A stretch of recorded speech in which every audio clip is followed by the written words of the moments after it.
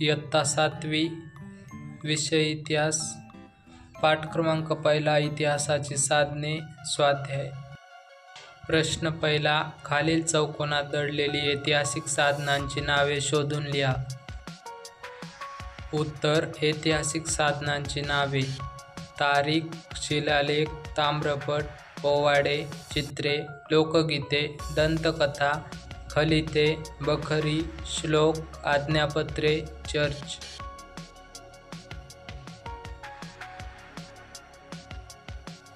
प्रश्न दुसरा लिहिते व्हा.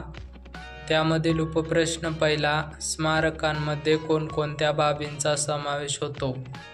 उत्तर. स्मारकांमध्ये समाधी, कबर, विरगळ या बाबींचा समावेश होतो.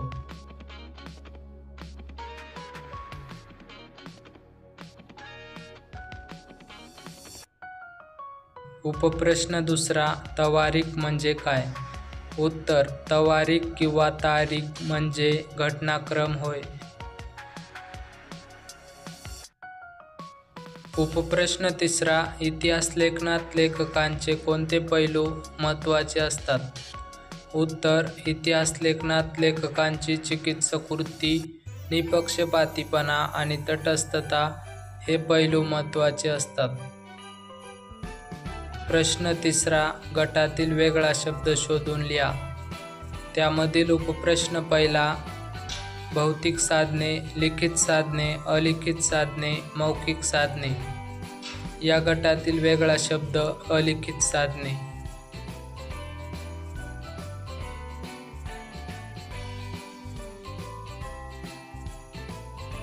उपप्रश्न दुसरा. स्मारके, नाणी, लेणी, कथा.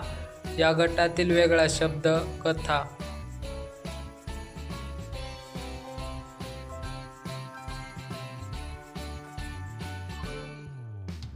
उपप्रश्न तिसरा.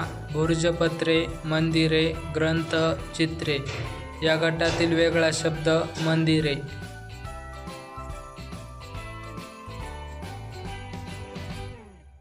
उपप्रश्न चौथा. ओव्या, तवारिका, कहाण्या, मिथके.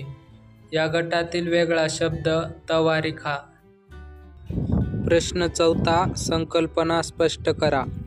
त्यामधील उपप्रश्न पहिला. भौतिक साधने. उत्तर. किल्ले, स्मारके, इमारती, लेणी, शिलालेख, नाणी, ताम्रपट, किल्ले इत्यादी वस्तू किंवा वास्तू, त्यांचे अवशेष यांना इतिहासाची भौतिक साधने असे म्हणतात. भौतिक साधनांमुळे आपल्याला त्या कालखंडाचा बोध होतो. वास्तुकलेची प्रगती, त्या काळातील आर्थिक स्थिती, कलेचा दर्जा, बांधकामाची शैली, लोकांचे राहणीमान इत्यादींची माहिती मिळते. उपप्रश्न दुसरा. लिखित साधने. उत्तर. मानवाला लिहिण्याची कला अवगत झाल्यावर त्याने आपल्या सभोवताली घडणाऱ्या घटना, अनुभव लिहून ठेवायला सुरुवात केली. या लेखनावरून आपल्याला त्या काळातील लोकजीवन, सण समारंभ, आचारविचार, खाण्याचे पदार्थ इत्यादींची माहिती मिळते. या सर्व साहित्याला इतिहासाची लिखित साधने असे म्हणतात. राजदरबारातील कामकाजाची कागदपत्रे, वंशावळी, शकावली, पत्रव्यवहार, खलिते, आज्ञापत्रे, न्यायनिवाडे, ग्रंथ, चरित्र, परदेशी प्रवाशांची प्रवास वर्णने, बखरी, तवारीख ही सर्व लिखित साधने आहेत. उपप्रश्न तिसरा. मौखिक साधने. उत्तर. लोकगीते, गाथा, श्लोक, अभंग, पोवाडे, म्हणी, कथा, मिथके ही मौखिक साधने आहेत. लोकपरंपरेत ओव्या, लोकगीते, लोककथा असे साहित्य पिढ्यानपिढ्या पाठांतराद्वारे चालत आलेले असते. असे साहित्य लिहून ठेवलेले नसते. अशा साहित्यातून त्या काळच्या समजुती, विचार, श्रद्धा असे समाज जीवनाचे विविध पैलू समजतात.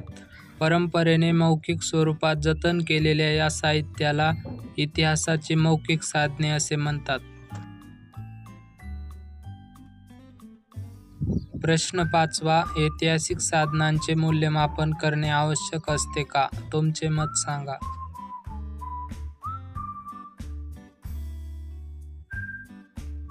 उत्तर. हो, ऐतिहासिक साधनांचे मूल्यमापन करणे आवश्यक असते. ऐतिहासिक घटनांचा अभ्यास करत असताना त्या घटनेशी संबंधित अनेक बाबी विचारात घ्याव्या लागतात. या अभ्यासासाठी ऐतिहासिक साधनांची गरज असते. लेखकाचा खरे-खोटेपणा, त्यांचे व्यक्तिगत हित, संबंध, काळ, राजकीय दबाव यांचाही अभ्यास करावा लागतो. केवळ लिखित पुरावा आहे म्हणून त्याच्यावर विश्वास ठेवता येणार नाही. त्यावेळच्या इतर समकालीन साधनांशी त्या माहितीशी सांगड बसणे आवश्यक असते. ऐतिहासिक साधने तपासून घेणे गरजेचे असते. साधनांची किंवा वस्तूंची चिकित्सकपणे माहिती करावी लागते. याआधी विश्वासार्ह ठरलेल्या गोष्टींशी पडताळून घ्याव्या लागतील. असे केले नाही तर काढलेले निष्कर्ष चुकीचे ठरू शकतात. म्हणून ऐतिहासिक साधनांचे मूल्यमापन करणे आवश्यक असते.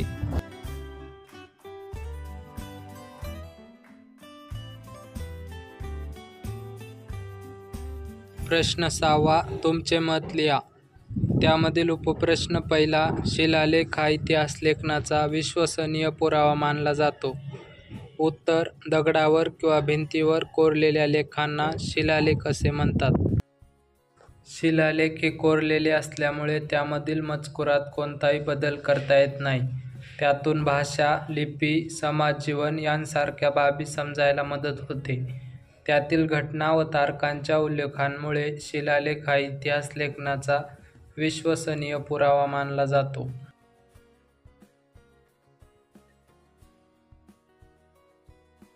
उपप्रश्न दुसरा, मौखिक साधनांच्या आधारे लोक जीवनाचे विविध पैलू समजतात. उत्तर, जात्यावरील ओव्या, लोकगीते, पोवाडे, कहाण्या, दंतकथा, मितके अशा मौखिक साहित्यात त्या त्या काळातील लोकांच्या समजुती, विचार, लोकजीवन यांचे प्रतिबिंब पडलेले असते. मौखिक साहित्य हे पाठांतराच्या रूपात एका पिढीकडून दुसऱ्या पिढीकडे सुपूर्द केले जाते. या साहित्याच्या अभ्यासामुळे पूर्वीच्या काळातील लोकजीवनाचे विविध पैलू समजतात.